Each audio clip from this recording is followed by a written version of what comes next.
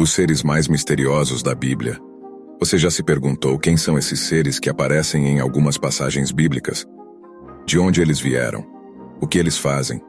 Como eles se relacionam com Deus e com os homens? Essas são as dúvidas que muitas pessoas têm ao ler a palavra de Deus. Neste vídeo, eu vou te explicar o que a Bíblia diz sobre eles e quais são as suas características, origens e destinos. Espero que você goste e que te ajude a conhecer mais a Deus e a sua palavra. O primeiro ser misterioso que vamos ver é Melquisedeque, um personagem bíblico que aparece apenas 2 vezes no Antigo Testamento e 1 vez no Novo Testamento. Ele é descrito como rei e sumo sacerdote de Salém, mais tarde conhecido como Jerusalém, no tempo de Abrão. Ele também é conhecido como alguém que abençoou o patriarca e recebeu dele o dízimo, ou seja, 1/10 parte dos seus bens. Na tradição judaica, é comum o sacerdote receber o dízimo como uma forma de reconhecimento, bênção e favor espiritual. Nesse caso, o ato de Abrão entregar o dízimo a Melquisedeque indica que ele o reconheceu como um sacerdote de Deus, alguém com autoridade e bênção divina. Ele também é chamado de Rei da Justiça e Rei da Paz, e é considerado um tipo ou figura de Cristo, que é o verdadeiro sacerdote segundo a ordem de Melquisedeque. O mistério sobre Melquisedeque é que ele não tem registro de pai, mãe, genealogia, nascimento ou morte, o que sugere uma origem divina ou sobrenatural. Alguns estudiosos acreditam que ele era um anjo, um profeta, um pré-existente Cristo, ou até mesmo o próprio Deus manifestado em carne humana. A Bíblia não dá muitos detalhes sobre esse personagem, e talvez isso seja proposital. Talvez Deus tenha querido deixar um mistério sobre Melquisedeque, para nos fazer refletir sobre a sua grandeza e a sua graça. Talvez Deus tenha querido nos ensinar que há um sacerdócio superior ao dos homens, um sacerdócio eterno segundo a ordem de Melquisedeque, um sacerdócio que pertence somente a Cristo, o nosso sumo sacerdote, que se ofereceu a si mesmo como sacrifício perfeito por nós. Enoque foi um personagem bíblico que se destacou por sua fé e comunhão com Deus. Ele é mencionado como filho de Caim, o primeiro assassino da história, e como descendente de Sete, o filho de Adão que preservou o conhecimento de Deus. Ele deu nome a uma cidade que seu pai construiu após ser expulso do Éden.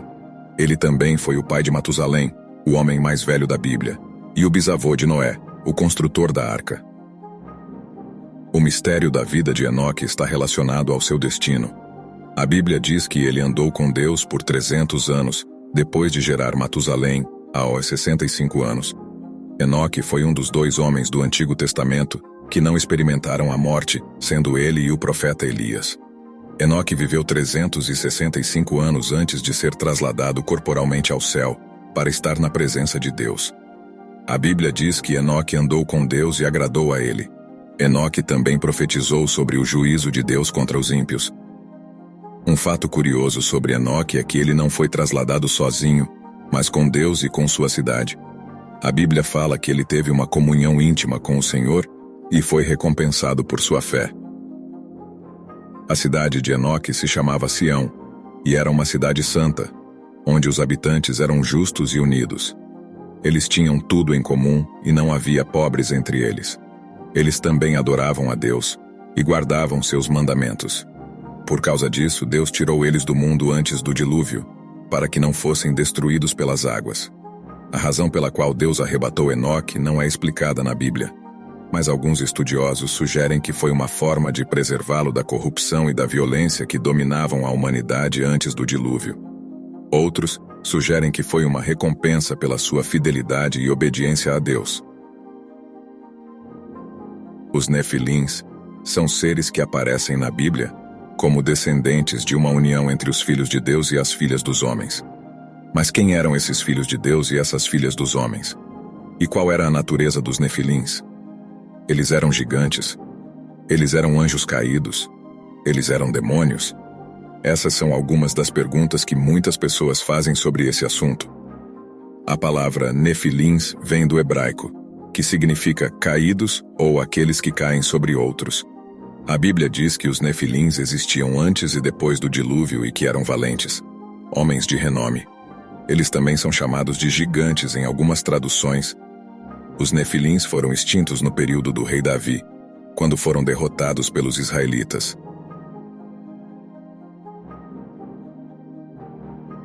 Mas como surgiram os Nefilins? A Bíblia diz que quando os homens começaram a se multiplicar sobre a face da terra, e lhes nasceram filhas, viram os filhos de Deus que as filhas dos homens eram formosas, e tomaram para si mulheres de todas as que escolheram. Então o Senhor disse: O meu espírito não permanecerá para sempre no homem, porquanto ele é carne, mas os seus dias serão 120 anos. Havia naqueles dias Nefilins na terra, e também depois, quando os filhos de Deus entraram as filhas dos homens e delas geraram filhos. Estes eram os valentes que houve na antiguidade, os homens de fama. Há diferentes interpretações sobre quem eram os filhos de Deus e as filhas dos homens nesse texto. Alguns acreditam que os filhos de Deus eram anjos caídos que se relacionaram com mulheres humanas, gerando uma raça de gigantes. Essa é a visão mais popular entre os judeus antigos. Outros entendem que os filhos de Deus eram os descendentes piedosos de Sete, o filho de Adão que substituiu Abel, e as filhas dos homens eram as descendentes ímpias de Caim, o assassino de Abel, e que os Nefilins eram pessoas poderosas, violentas e tirânicas. Essa é a visão mais aceita entre os reformadores protestantes e alguns teólogos modernos. Qual dessas visões é a correta? Não há uma resposta definitiva para essa questão, pois a Bíblia não explica claramente esse assunto. Cada visão tem seus argumentos bíblicos e históricos, mas também suas dificuldades e objeções. O importante é não fazer dos Nefilins um assunto central da nossa fé, mas sim reconhecer que eles fazem parte da história da humanidade e do plano de Deus. Os querubins mencionados na Bíblia são seres celestiais de grande significado e mistério. Eles desempenham papéis importantes em várias partes das Escrituras, revelando-se como os guardiões do Jardim do Éden, os portadores do trono de Deus e os protetores do Templo de Salomão. Encontramos referências em diversos livros do Antigo Testamento, tais como Gênesis, Êxodo, Levítico, Números, Deuteronômio e entre outros. Essa presença constante destaca a importância e a influência desses seres na narrativa bíblica. Visualmente, os querubins são descritos como seres alados, possuindo 4 rostos, 4 asas e 4 rodas. Eles apresentam uma aparência única, uma combinação intrigante entre características humanas e animais, simbolizando a união entre os reinos celeste e terreno. Apesar de sua presença marcante, a Bíblia não fornece detalhes definitivos sobre a origem dos querubins ou o propósito exato de sua existência.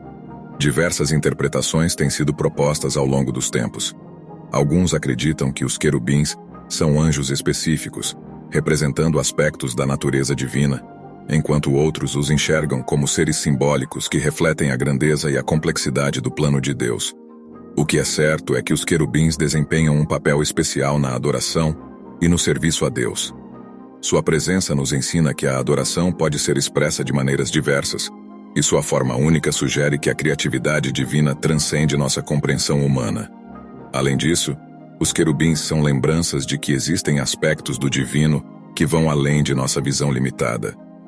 Em essência, os querubins são mais do que simples figuras. Eles representam uma dimensão espiritual e artística que ilustra a riqueza e a profundidade da revelação divina. Eles nos convidam a explorar os mistérios do divino e a reconhecer que a criatividade de Deus se manifesta de maneiras surpreendentes e diversificadas. Os serafins desempenham múltiplos papéis dentro da teologia bíblica.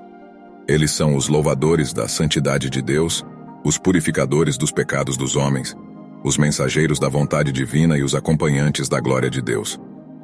Referidos somente uma vez no Antigo Testamento, especificamente em Isaías 6, os serafins são retratados como seres alados, cada um possuindo 6 asas. Contudo, a singularidade mais marcante é a natureza ardente desses seres, cujo fogo consome e purifica. Eles entoam incessantemente o triságio. Santo, Santo, Santo é o Senhor dos exércitos. Toda a terra está cheia da sua glória. Em relação à identidade dos serafins, a Bíblia não nos oferece detalhes sobre sua origem ou natureza. Diversas interpretações têm sido propostas, variando desde considerá-los anjos a imaginar que possam ser dragões ou cobras. No entanto, O que é claro é a sua reverência e humildade, manifestadas através do louvor constante e do serviço a Deus. Esses seres celestiais nos conduzem a uma compreensão mais ampla do louvor. Eles ilustram que a adoração transcende nossas práticas terrenas e nos lembram da harmonia perfeita que caracteriza a adoração divina. Portanto, os serafins são mais do que meros observadores. Eles representam uma dimensão sublime de adoração, convidando-nos a apreciar a riqueza e a diversidade do relacionamento entre o divino e o humano. Se vocês gostaram, deixem o seu like, compartilhem com os seus amigos e se inscrevam no canal. Se vocês têm alguma dúvida ou sugestão, deixem nos comentários. Eu vou ficar muito feliz em responder. Muito obrigado pela sua atenção e até o próximo vídeo.